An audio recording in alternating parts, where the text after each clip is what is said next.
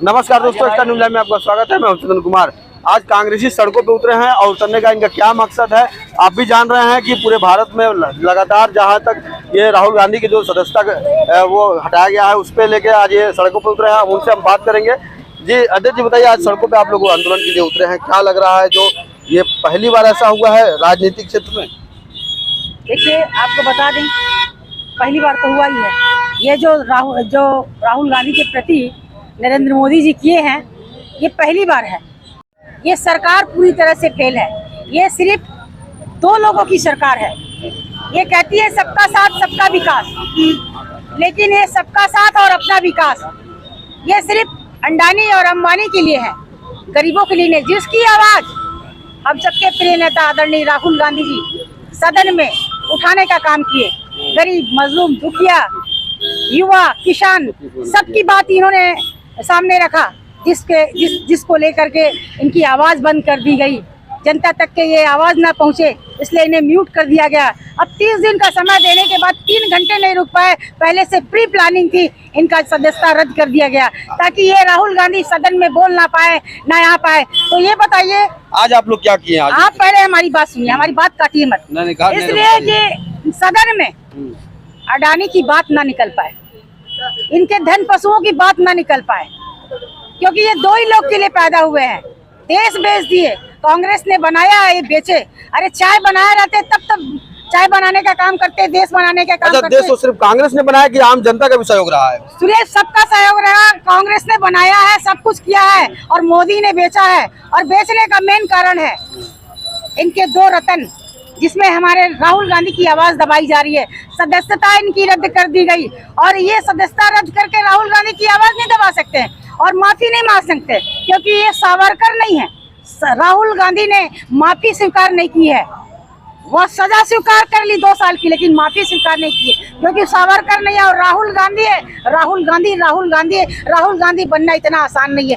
एक राहुल गांधी अगर ये हटाते हैं तो कई राहुल गांधी पैदा होंगे। ये नियम और कानून के खिलाफ जो है ना काम किया है। सड़क पर राहुल गांधी के सिपाही हम लोग हैं, डरने का काम नहीं करेंगे। राहुल गांधी न डरे हैं, न झुके हैं, न उनके सिपाही झुकेंगे। देखा जाए कि आज पूरा विपक्ष एक साथ हो गया है, बकायदा कांग्रेस के लिए नहीं, सबके साथ सारे विपक्ष के लोग एक साथ हो गए। बोल रहे हैं लोकतंत्र में कि ये बड़ी खतरा है, लोकतंत्र के लिए, राजनीति के लिए।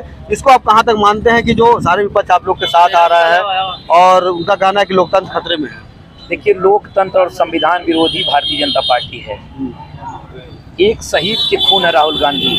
उनकी दादी शहीद हुई, उनके पिता शहीद हुए, और राहुल गांधी एक चुने हुए सांसद हैं। तो एक विधायक और संसद को अपनी बात रखने का पूरा अधिकार लोकतंत्र में, संविधान में, सदन के अंदर है। राहुल गांधी अगर अडानी जी पर सवाल पूछते हैं तो सरकार और नरेंद्र मोदी जी की बौखलाहट इतना क्यों बढ़ जाती है? जो मामला 2019 का है और जो वादी है वो स्वयं कोर्ट में उपस्थित होकर के उस केस के लिए स्टे लेता है, और क्या ऐसी बात आ गई कि 16 फरवरी को पुनः कोर्ट के सामने प्रस्तुत होकर के अपना स्टे वापस लेता है।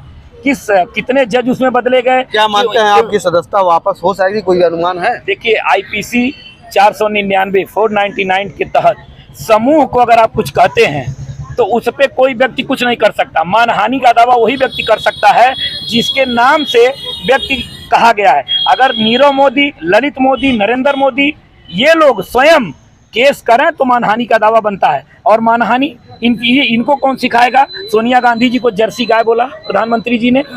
ये तो ये व्यूज में आता है, मानहानि के अलावा ये व्यूज में भी आता है ये। और महात्मा गांधी को क्या कहा गया? नेहरू जी पर कितनी टिप्पणी की गई।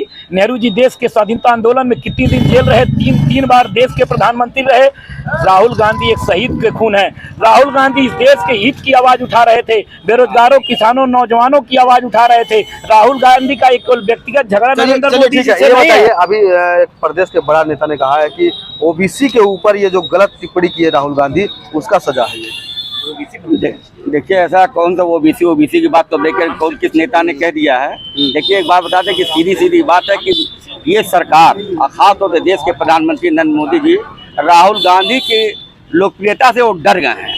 दरअसल जो अभी उन्होंने देखा है, देश से देखा, पूरा देश देख रहा था जिस तरह से राहुल गांधी ने जो है चले हैं पूरे देश के अंदर, जो है उनकी घबराहट। संसद के अंदर उनसे सवाल का जवाब मोदी जी से मांगा जा रहा है, उनके सवाल जो है, जो राहुल गांधी के जो है, आज तक उसके जवाब वो दे नहीं पा रहे हैं। वही बात, उसके डर से, उसके खौफ से, वही बात तो अभी आप भी बता रहे हैं। हाँ। लेकिन जो ये तरह तरह के जो इल्जामात राहुल गांधी जी पे लगाए जा रहे हैं, ये निराधार है।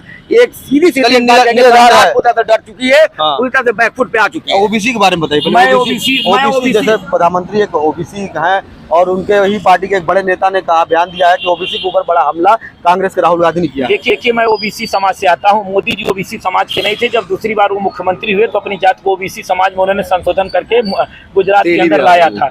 नहीं, और एक बात मैं बता दूं, ओबीसी की बात जो मंत्री लोग कर रहे हैं, ये मंत्री लोग हमें बता दें ओबीसी के लिए पूरे सरकार में इन्होंने क्या किया है। 27% ओबीसी का 2.5% इन्होंने बढ़ाने का काम किया। ओबीसी का हर जगह, जहां शिक्षण संस्थाओं में, सरकारी नौकरियों में, हर जगह ओबीसी का हक माना जा रहा है। भारतीय जनता पार्टी ओबीसी की बात करी है। जब वो देश के अंदर 1989 में मंडल कमीशन लागू हुआ और पिछड़ों को आरक्षण दिया गया, ये भारतीय जनता पार्टी की सरकार ने मंडल कमीशन का विरोध किया और पूरे देश के अंदर बसें जलाई, ट्रेनें फूकी, सड़कों को जाम किया। ये भारतीय जनता पार्टी के लोग सुबह चलनिया हंस जगह 72 छेद ओबीसी के विरोध में सड़कों पे उतरे और ओबीसी की उस समय मंडल कमीशन लागू होने के बाद भारतीय जनता पार्टी के लोगों ने उस सरकार को गिरा दिया, और मंडल के विरोध में कमंडल लाया। अच्छा चलिए, हम एक बार एक क्वेश्चन हो जाएंगे। केजरीवाल ने एक बड़ा बयान दे दिया है कि प्रधानमंत्री और मुख्यमंत्री को पढ़ा लिखा होना चाहिए। इस पे क्या कहेंगे, कि क्या उनको कहना है? देखिए, उनका जो बयान होगा, उनका अपना बयान होगा, लेकिन कहीं ना कहीं अगर उन्होंने इस बात को कहा है, इस बात को उन्होंने कहा है, तो कहीं ना कहीं सही कहा होगा, गलत नहीं कहा होगा।